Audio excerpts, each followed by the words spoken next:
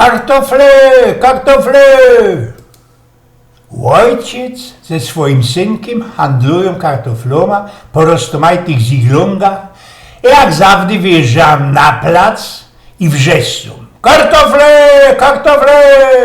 Ze drugiego sztoku wychyla się młoda baba i rządzi, i że winszowałaby się.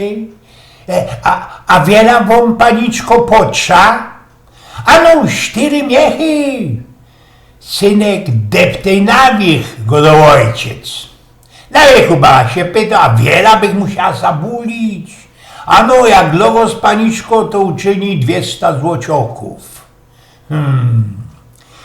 Nie mam tela, ale oni, panoczku, już majorentny, dorosły, mnie też nic nie brakuje, to można jakiś numerek, jakieś ich wartkę dupczyni?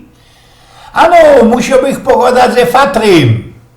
No ale wiedzą oni, panoczku, są się już majorentny, to po jakiego pieruna pytacie ojca? Wiedzą oni, o jednakowoż chciałbych się fatra spytać. No ale po jakiemu, panoczku, po jakiemu?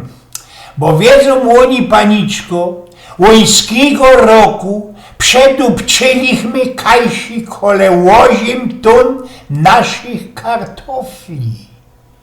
Eugen z Pnioków.